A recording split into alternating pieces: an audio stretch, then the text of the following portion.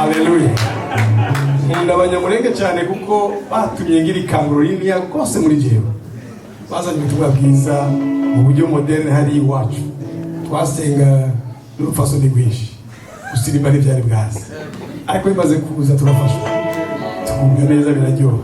Ndabakunda rwose rero. Amen.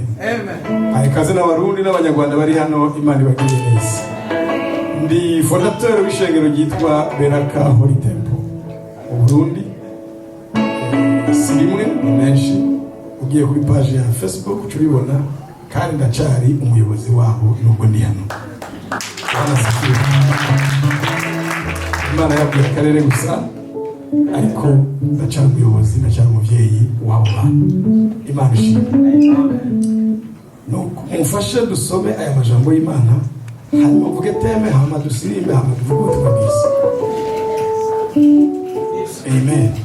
Mu ndabire Yesaya 60 murongo wa 2 wa 2.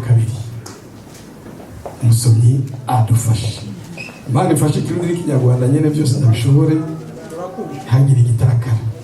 Ubundi musomyi adufasha Ezekiel 47 cyangwa 47 atandatu tugeze 12. Uwa mbere Yesaya 61:2. Byuka urabagirane nk'uko umucyo wabuje, kandi ubwiza bw'Uwiteka bukabaho kurasiye.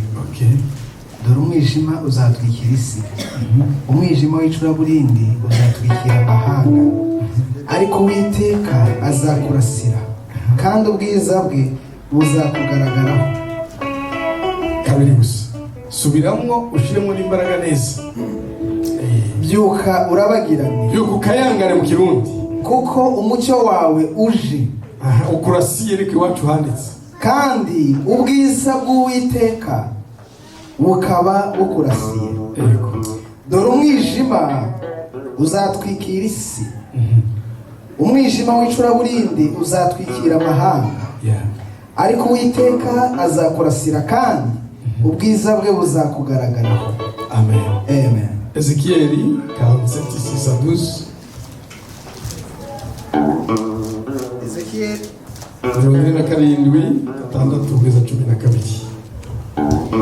haravuze hati, Ezekiel 47:6, maze arambwira ati, mwana w'umuntu, mbese ibyo urabibonye? Arangarura angeza ku nkombe y'umugezi. Amaze kungarura, mbona ku nkombe y'umugezi hari ibiti byinshi cyane mu mpande zombi. Maze arambwira ati, aya mazi atemba agana iburasirazuba azagera no muri Araba, kandi agere no mu nyanja. Nagera mu nyanja, amazi yo muri yo azakira, kandi ikizima cyose kiri mu mazi ay'uwo mugezi utemberamo yose kizabaho. Hazabamo n'amafi menshi cyane, kuko amazi yaho y'amazi azaba meza. Ikizima cyose kiri aho uwo mugezi ugeze kikabaho. Abarobyi bazahagarara ku nkombe zawo, uhereye muri Enigedi ukageza muri Enegulayimu. Hazaba aho kwanika inshundura. Uzabamo amafi y'amoko ataramwe nk'amafi yo mu nyanja, kandi azaba ari menshi cyane. Ariko ibyondo by'isayo byaho n'ibishanga byaho ntabwo bizabonezwa, bizatabwa bibe aho umunyu. Ku nkombe z'uwo mugezi mu mpande zombi hazamera igiti cyose cyera ibiribwa, ibibabi byacyo ntabwo bizuma, n'amatunda yabyo ntabwo azabura. Bizajya byera uko ukwezi gutashye, kuko amazi yaho ava mu buturo bwera. Amatunda yabyo azaba ibyo kurya, nabyo ibibabi byabyo bibe umuti uvura. 13. Imana ishimwe cyane. Tuyoganira ku ijambo rivuga imbaraga z'ishengero rya Kristo. Ntabwo wabyumvise. Inkomezi basi, ubushobozi buva mu ishengero rya Kristo. Ngo wa undi nawe cyafashwa mavuye hano gushimira Imana. Haleluya. Tugiye kwibukanya imbaraga z'ishengero rya Kristo. Amen. Haleluya. Tuhaguruke rero ya minota nasaba abaririmbyi sinzi uwipanga uwo ari we, nimba ari inanga gusa sawa, ariko iminota 5 ntimurenze no kubibutsa imbaraga z'ishengero rya Kristo gusa. Hama dusenge Imana ibahezagire, ubwe neza utambira Imana unezerwe mu mwami, kuko nivyo ukunda kwiyo temu yumva utabanje kumva n'ikibanzo. Yesu abahezagire. Jambo y'Imana rirarema, ijambo rye rirarema, jambo y'Imana rirarema, ntabwo ari umuntu ubwibeshe, ribuze rirabikora, rurema ntidozi, ijambo rye rirarema, jambo y'Imana rirarema, ijambo rye rirarema, jambo y'Imana rirarema.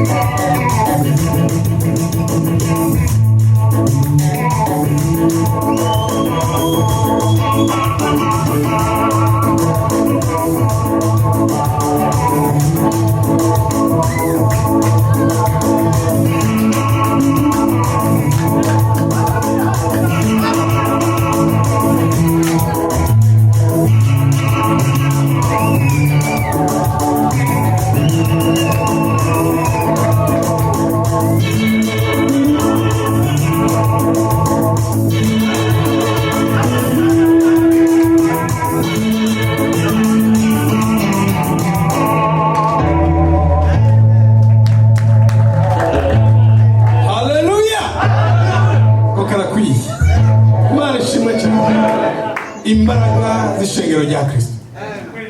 Imana ishimwe cyane. Nimba ari ahantu abona ubuzima buhinduka ni mu ishengero rya Kristo. Apana mu ishengero rya Kristo. Uzura gashira kamashengero ni menshi. Haleluya. Haleluya. Mu buzima bwa misi yose narahuye n'ibibazo byinshi uko n'abandi bagiye babivuga. Ariko je nagwaye ingwara zidashoboka. Gukira kwa muganga. Ariko zakiriye mu rushengero rwa Kristo. Haleluya. Ni waje wacha ngeni wabaza barakubwira ko nagwaye sida nkayikira. Yego. Barakubwira amateka ya hepatitis C ko nayigwaye nkayikira. Izo ni nahe ziwacu. Haleluya. Ariko nayibona yehe mu ishengero rya Kristo. Amen. Muswa natumbere umuryango w'abamizima. Niko nashakisha ideni rifise imbaraga. Nakubititse. Geze ku muryango. Ijwi riravuga neza ngo nakubwiye gukizwa kwawe nibakirizwa. Usubira inyuma. Shira mu bwenge navuga ngo reka basi ngende mu batemoye yo Jehova. Mugagara quartier turi mane isoko abahazi. Cyari gitangura abazungu benshi cyane. Kandi akongeza nakavuga gaki. Avuga nti nibura basizo fuma nja kwiga hariya. Fume mfiro byagenda mvuri gwe hariya. Ndagenda ngeze ku muryango neza haraki clôture y'amatete abahazi kiye gitangura. Bikundije Portugal ayikaragira guke ngo kaze. Hazi imbaraga zinsuguma neza subira inyuma bambona. Urakubwiye gukizwa. Abo ni bahakirizwa. Sare bwamenye ishingiro bakirizwa bijyaryo. Haleluya. Amen. Munyuma n'umuntu ama message amugira ngo genda mu ishingiro rivuga Kristo. Ukizwe uje no mazi menshi. Cyatahura yuko ari muba kizwa. Canja hano bita Betel. Uyu munsi ni tempo yo mu Burundi. Atangwitwa Betel. Wayitanguje yabatashe kandi ari inshuti kandi azabaye inshuti yanyu. No mu butaha mu gwaje bizibiri. Muhiriho. Wanasifiwe. Haleluya. Ariko cyatumye nja Betel. Hari abantu twakorana amakosa kera bahakirijwe nana kugenda ahantu za bombeje hashushe baca bamenye. Uko yari mikanguro rikomeye aho hari muri 2009 ibyo byabo. Wanasifiwe. Amen. Ngeze hari ndahamara igihe nakira umwami Yesu ku mupasiteri njyana w'iwanyu yitwa Ruhana Masinzi yageze no mumenya no musororera nyuma kihari. Haleluya. Amen. Ariko maze iminsi murarumuntu arambwira ngo genda muri bombeje ni igitangaza cyawe kiri. Gendayo muri bibiri. Ntangura inyigisho ndabatizwa Imana irambwira ngo wanasifiwe. Haleluya. Haleluya. Manerekane ubudasa bw'izindi Imana naje w'Imana. Aho hari mwiyereko. Okay, Imana irambwira ngo hari gikwani kigiye kuza. Cyamara indwi yose cy'umuzungu witwa Philippe Joli. Bakayima prongado ukira muri France ku Muramba. Aracyariho Philippe Joli. Wanasifiwe. Garugamberaje mu Burundi hamara indwi yigisha. Ibitangaza vyakoretse dilendi au dimanche yari filimi wanje. Atugeze muri 2001. Ariko ku munsi wa kane ndahakunda ku wa kane. Haleluya. Ku wa kane niho byara abana. Ku wa kane niho nakira umwami Yesu. Kweli ku wa kane ntibikunda bari umunsi uhera ntibikunda barabizi abo tubaranye iminsi. Ku wa kane fuma no nka telefone mbiri gitangaza. Nibikunda ku munsi uhera. Ku wa kane nibwo nakira Yesu nibwo nakira ibyo bigwana mu myaka itandukanye. Ku wa kane munda ku wa kane gose nabwiye Imana ngo na jeudi zo ntware mu ijuru ni izi ntware rende ari jeudi numva no basubijwe gose cyane ihagera. Wanasifiwe. Haleluya. Ku munsi wa kane aravuga ngo uyu munsi ni umunsi special w'abagwaye sida na cancer. Narinzi ko ntari muri list. Numva ndimo. Tutanguye gusenga ibitangaza byawe sino bivuga no hava nibagira ibyo nateguye. Ariko haize misi genda kwa muganga basanga fit. Hangwana visi. Haleluya. Cyanda sara mu butumwa bwiza ndasemerera mu ibarabara n'ishure mbanza guhagarika. kuko Yesu namubonye. Bwana asifiwe. Asubiye kwiga ntebye. Haleluya. Amen. Haleluya. Amen. Ariko narakira ndi mu ishengero twako turasenga turyohewe bagira jeune prière na kuwa kabiri bakaca bahuriraho midi bagasenga. Narakira namana umujinya. Mbagiye umusaya aho ndi hose kuko numva nta sanse yo kubaho. Uzi kuzopfa ejo wewe utwinga gute? Bwana asifiwe. Amen. Ariko bariko bararyoherwa mu ishengero nk'uko numvijwe nimwiye ngo mu guhimbaza Imana ingwara zirakira. Avuga mu Gifaransa neza umuntu. Ndamwumva ngo mu guhimbaza Imana ingwara zirakira. Kuva umunsi ntangura kuryoherwa guhimbaza Imana mu ndirimbo. Kandi byanzaniye amahoro menshi. Haleluya. Amen. Ariko amajwi yose ndayakura mu ishengero. Beneda hari imbaraga mu ishengero rya Kristo. Haleluya. Uburi igitangaza mu ishengero rya Kristo sinza handi wogikura. Haleluya. Mu ishengero rya Kristo ntabwo ibitangaza byinshi. N'umuntu yakoze amakosa yo mupfunga. Avugiye hati ndakijijwe kandi narakoze ibi. Niba mupfunga kandi abapolisi bari ngaho. Ariko bivuga uri mu isoko. Baje bavuga. Hari imbaraga mu ishengero rya Kristo. Haleluya. Haleluya. Amen. Bidakunze ko umuntu yumva kanovera canke uburyohe bw'ishengero rya Kristo abahombye rwose kuko niyo source yonyene iri mu bushobozi. Haleluya. Twabonye muri Ezekiel ngo mu rushengero niho hazova ngo uruzi rutemba rw'ubugingo. Amen. Ngo ruhere mu ishengero hera urushengero. Hama ngo rutembe rugende ngo aho ruca hose gushika no mu kiyaga cy'umunyu. Ikiyaga gipfuye. Ibintu biriyo bitagira ubuzima. Ngo ruzi ni ngo waruvuye mu ishengero. Ngo aho ruzoca hose ruzobina ruratanga ubuzima. Muri byapfuye ubuzima. Haleluya. Ariko bisaba ko umuntu abanza kujya kuri source y'ubwo ruzi ni mu ishengero.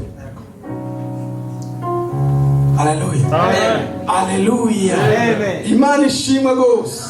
Imana ishimwe cyane. Imbaraga zo mu ishengero ry'Imana. Amen. Kandi mvuze ishengero ry'Imana wumva ibintu bibiri. Hariho ikibanza yagiha agaciro nongere ntange nakandi n'umuntu ikibanza hamwe n'umuntu. Ko nondera amajambo nkasanga nanyuranije kubera ururimi. Imana ishimwe cyane. Amen. Ikibanza kirakonta n'umuntu akirimo birakonta. Kuko hari igihe twihaye ngo umuntu n'urushengero rwa Kristo nivyo niko byanditse. Ariko se umuntu agira adresse. Ko Yesu yavuze ngo aho babiri canke batatu bazogira gute? Aho ni hehe no? Ni barakoranira he? Sans adresse.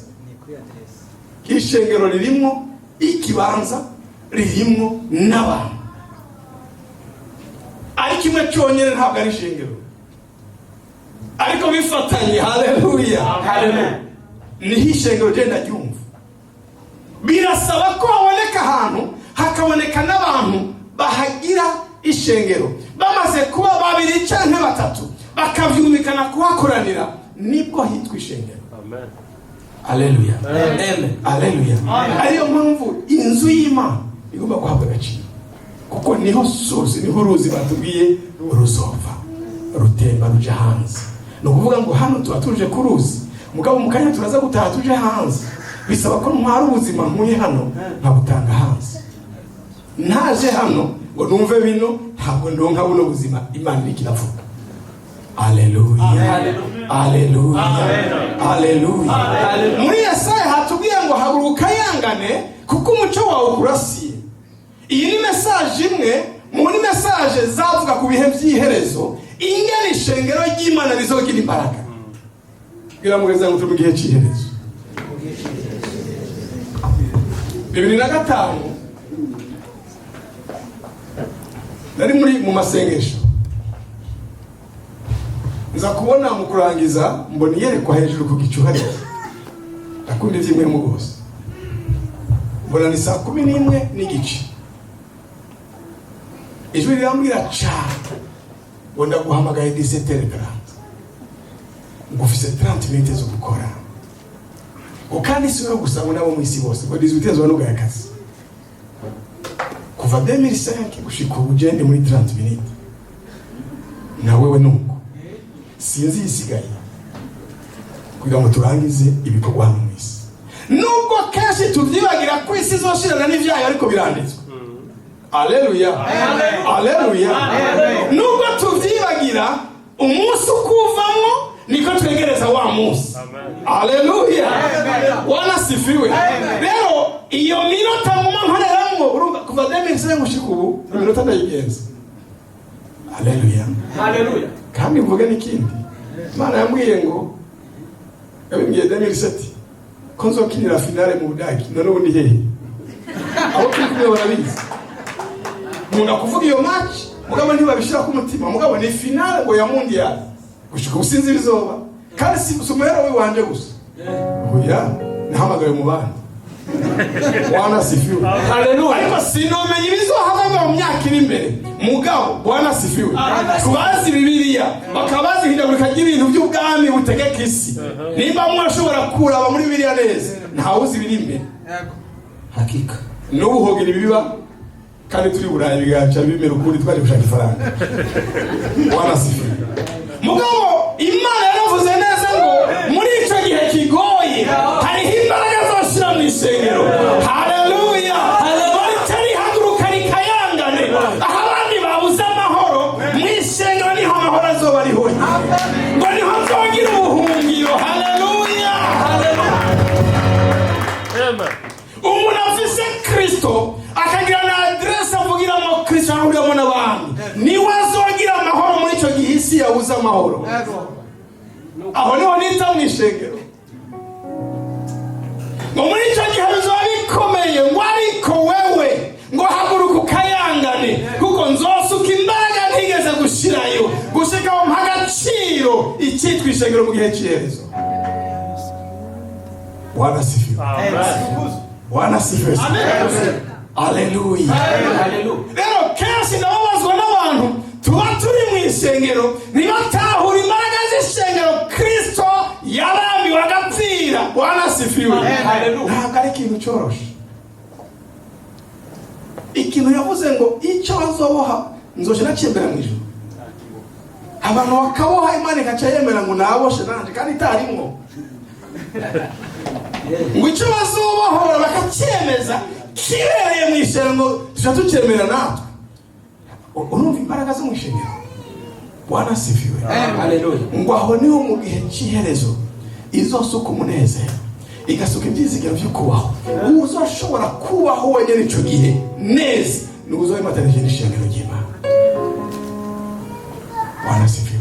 Haleluya. Ikibazo kihari gusa kigoye muri kino gihe dufise ingorane y'amaverbe abiri ngira mvugeho. Bwana sifiwe. Haleluya.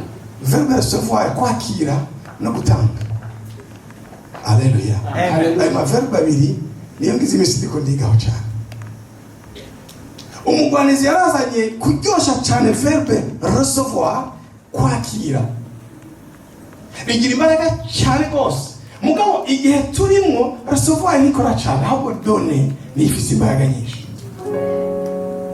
Bibiliya imbwira ngo Imana yarakunze abari mu isi gose ikitanga umwana wayo hanyuma turakira ngo muri we ni itunga ryose n'ubwenge bihishijwe umufise ububironse. Recevoir rero iba mu kwakira Kristo Yesu. Ariko umaze kumuronka nta recevoir hacatangura done ukacatanga itegeko ngo rimugende amahanga yose mutanga gakiza muhabantu ivyo nabahaye. Haleluya. Ariko turacari mu ngorane ya recevoir kandi twaramaze kuronka Kristo n'ibiri muri we byose. Ariko done yatunaniye mbere yikoze ko vuga mukunda ibintu n'ibiki byose mugabo turi mu gihe cyo gutanga gakiza kuba gakeneye kandi utanze Kristo ajana n'idafise byose umuntu amwake yakira byose. Mugatwacari mu ngorane ya recevoir woni wakinwa gute kandi Kristo n'ivyo byose biri muri namwakiriye. Tugeze gutanga gamugaze mu gihe cyo gutanga ntabwo igihe cyo kwakira warakiriye Kristo n'ubutunzi bwose none urakiriye kandi hejuru ya Kristo hari ikintu wavuroma hakiri ahubwo developa gutanga. Haleluya. Ina yakomande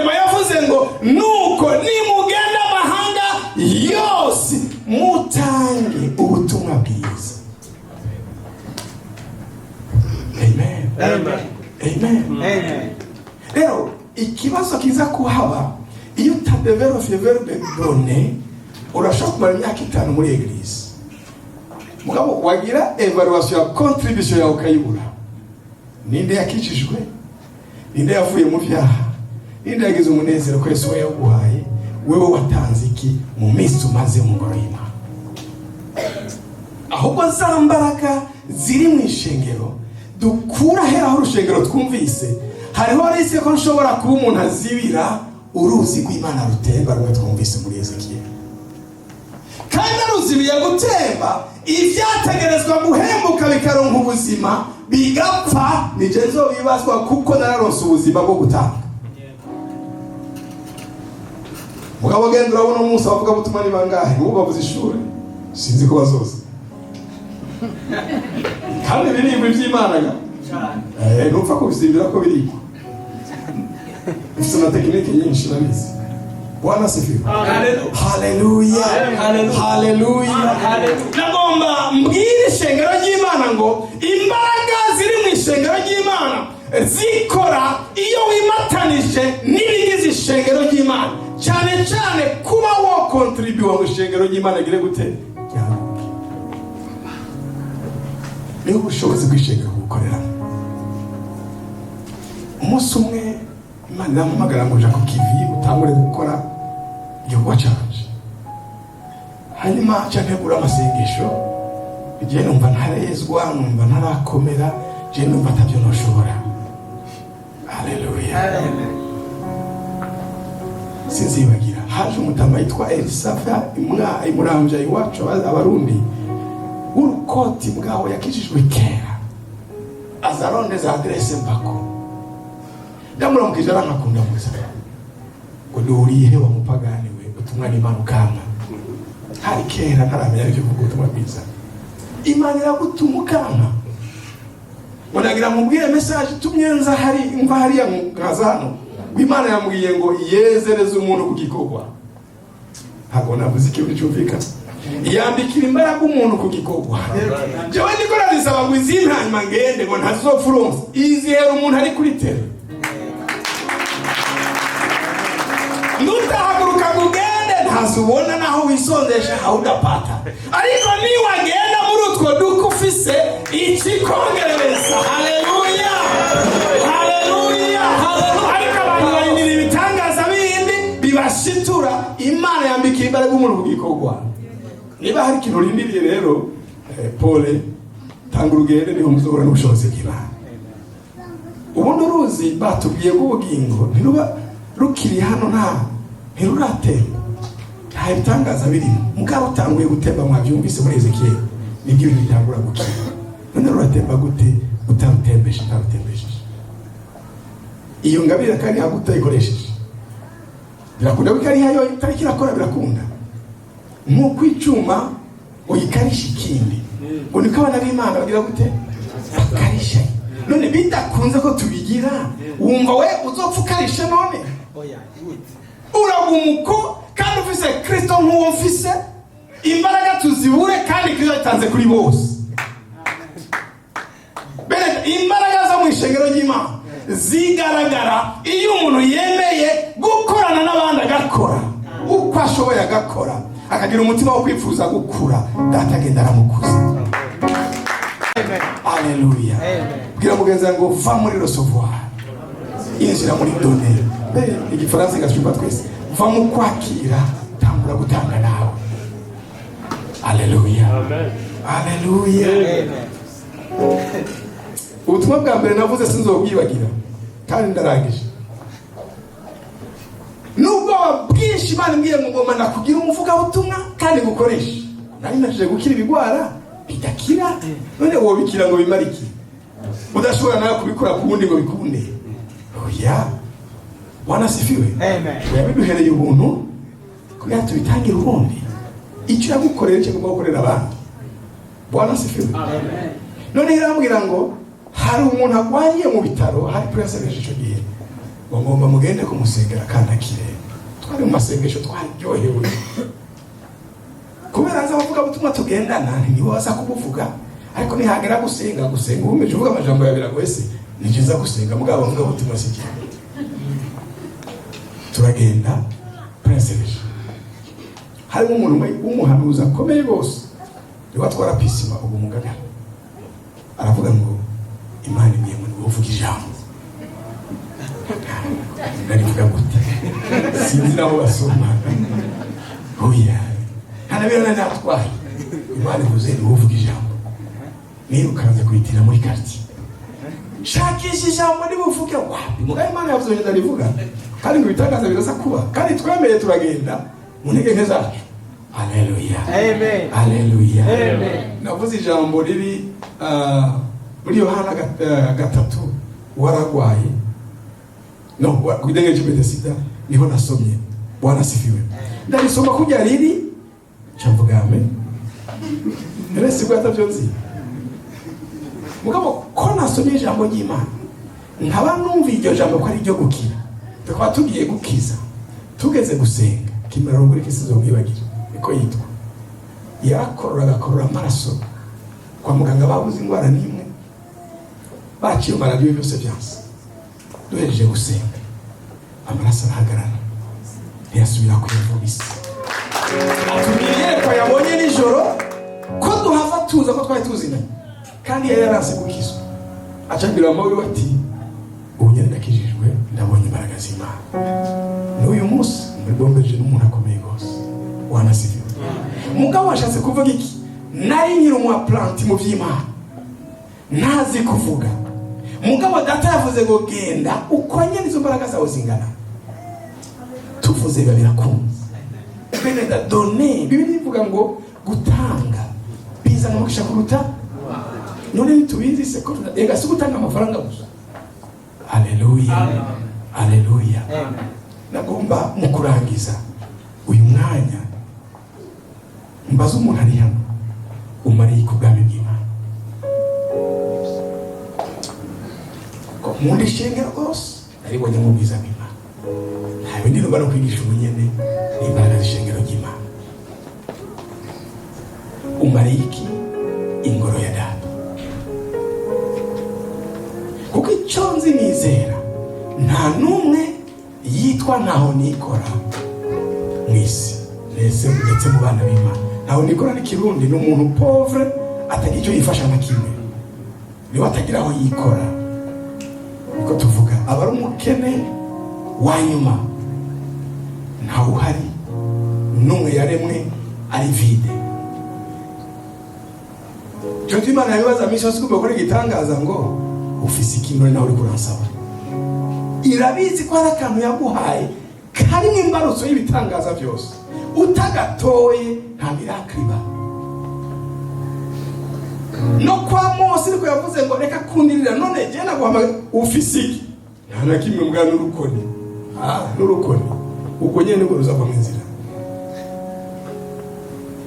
umupfakazi yarakenye cyane amadeni menshi kandi umugabo we yasize kandi yari umukozi w'Imana korana na Elisa urabizi zo nkuru Elisa yari boss gose mu mafaranga n'igihe hamagabo yabazi inka zibiri ni mubizi muri Bibiliya agaburira abantu inka zibiri nta mucango yasavye hagati ndahamagabo yaratunze ariko umupfakazi umugabo yahora ari umwe mu bantu biwe ngo amadeni yari menshi amubwira ngo ntabara ibintu birakomeye aramubwira ati ufise iki sinana kimwe none wewe n'umuzi yari mugiko wawe bitahire rero nataka umufise jembera he gushika avuze ngo hari utuvuta dukeyi mu rugo utwonye turi gitangaza nta numwe ari vide mu vyerekeye ingabire z'Imana hano hari mugabo abariko barakorera ubwo bwami nibo bake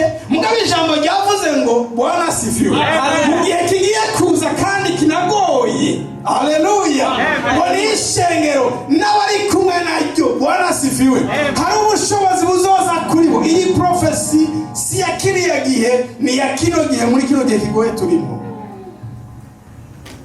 Uyo muntu ngo niwe ngo nzosukako umuco wanje Bwana sifiwe mugabo kandi mu byo bwagutse iyo shengero riri mu gikorwa cima niryo nzosuka ko mpemu wanje umuco barasire bakayangane mwisi ngo herabu mwiza uzoba wasitanye hose, hazoba hari intambara hose, hazoba hari ibintu bigoye hose, mugabo nubwo hazoba hari umwijima cyangwa umwiza, wewe nzokurasira n'umuco wawe.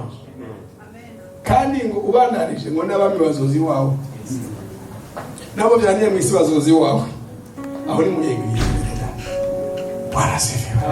Mugabo vyobabaza hamwe icyo gihe cyoshika kigoye, Imana igasuka umuco hata abantu bariko barakora, kandi yiteze ko haza kuba ubuhungiro bwa benshi.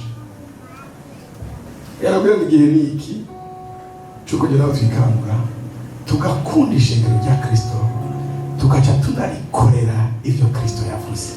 Kuko très bientôt abami baraje baduhungire, abisi yananiye baraje baturondere kumufasha, abo byacanganye hirya no hino baraje baturondere kumufasha. Wanasifiwe. Hari umudage umukozi w'Imana baramuza Barundi, niwe twagiye muri seminari ahantu turamubaza kuki mutagisenga cyane, kandi twumva rimwe basogokuru kera ikanguro. Yambwiye amajambo mutazibagira, ngo basokuru bacu barasenze rwose, baca barahezagirwa, baca bagira amahame yubakiye kuri verite, ukuri kw'Imana, atari ko barapfuye nabwira. Generasiyo yakurikiye yasanze byose bipanze, ati mwebwe murasenga mugora Imana byose yarabitanze, baba bararetse gusenga ko basanze bihari. Atabari batwebwe tukija mu rushengero mugabo nenda senga sabiki byose biriho leta bipanze neza byose. Amasengesho muri cyo mvuga ati mugabo dufise ubwabo bwa generasiyo ya gatatu y'ikirasi, yo ivuga ati nta Mana ibaho, nta nigeze kubaho. Ati ubu niyo tugezeho, none mutegurire abakozi b'Imana. Ati espoir dufise, vugira mbere Imana, espoir dufise, Imana izotuvangira hano n'abandi banizanye ahandi hantu kuyahandi hantu bafise akobono sumvye abatwatse twake dufatanye ishengero ry'Imana rigira iki ububasha. Haleluya. Niyo mpamvu nizera ngo ya finale nzoyikinira hano. Wanasifiwe. Amen. Haleluya. Nagomba rero ko bituryohera kuba mu ngoro y'Imana, hanyuma tuhakunde, mugabo kandi ubwo ruzi turonka n'ubugingo dusohotse turukoresha hanze, biriko birapfa bihembuke. Ninde muntu agomba kwifatanya n'igikorwa cy'Imana neza? Ndarangije, muhaguruke dusenge. Ninde muntu yahora ari umurorerezi? Ntibisanzwe kuba umurorerezi, ntibisanzwe. Mugabo kamwe muramaze kubona ibyiza. Ninde muntu avuga ati numva notera intambwe mwifatanya n'umurimo wa data? Niyo baharangirire gutya tumugire amasengesho special, Imana ikwezagire. Ndabonye umwe, ninde ndabona uwa kabiri, ninde wundi atagomba kujya gusa recevoir ageze nayo kugira iki done. Abo bakirije ndabagore muze hano, cyangwa magara abashumba bace begera mu kanya, bace babafasha nibo bari mu rugo. Rero no kubashimira banyizeye, bari banzi amaprogramu, kandi Imana ibahezagire rwose. Ariko ndagihera ko kubera nacaga uyu mwanya asanga naciye, ariko mumera amashi y'abarongozi babizeye bakora. Ninde muntu agomba kutamurorezi mu bwami bw'Imana, agomba kwifatanya n'ishengero rya Kristo kugira ngo izo mbaraga tuvuga zimukoreremo nawe azikoresha hano. Nizera ko atari ababiri gusa, n'ubundi avuga ati ateye intambwe ntabwatere kugira ngo mbese ugaragaza ubuzima bwa Kristo aho niwe. Kuko ndizera amasengesho y'abakozi b'Imana iyo adukoreye akora ibitangaza byinshi. Ninde muntu akeneye kwifatanya n'umurimo n'umuhamagaro w'ishengero n'igikorwa cy'Imana kugira ngo nawe aje muri done gusumba rusufo? Niba hari usigaye mu ntebe ajoyininge hamwe, abapasitori benshi baza mu kanya badufashe gusenga. of God, seated at the right hand of the Father, you are holy. Sintwara umwanya nimba hari uwundi muntu avuga ati by'ukuri hari imbaraga ngomba kubona bivaye n'urugamba ndiko ndagwana, izo mbaraga zivuzwe ziva mu ishengero ndagomba zimbe ko zindi rugamba ruri imbere yawe. uwo nawe acaza hano, babaye benshi tuguma hiyo, babaye bake turaza hano. Lamb of God, seated at the right hand. Ubuzima bw'Kristo bugeze n'urugamba tugwana misi yose kandi tugatsinda bizo bwa Kristo yaranesheje. Ninde muneka aragwana n'ikintu akeneye imbaraga ziva mu rushengero. Ubu buhanuzi bumubeko, igitangaza kimubeko, nawe atabaho azi hano, uzi ko ari mu rugamba azi hano. Dukoresha umwanya neza.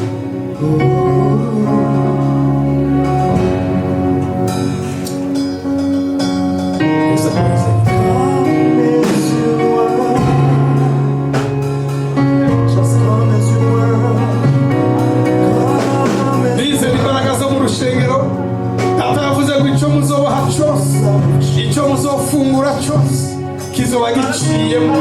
Icyo gituma utora occasion yo kwakiriza imbaraga ziva mu rushengero gukorana naryo, cyangwa ngo urate miracle Imana yateguye ku buzima bwawe, kuko zireza ku ijambo ryose ryaba rirekezwa n'ibitangaza bidasanzwe bivuye mu ijambo. Hari imbaraga mu ishengero ry'Imana zibohora kandi zikiza. Hari imbaraga mu ishengero ry'Imana zitanga ubuzima. Ngo basenge ndangiza, ariko pastor cyayitegura afashe kwakira abantu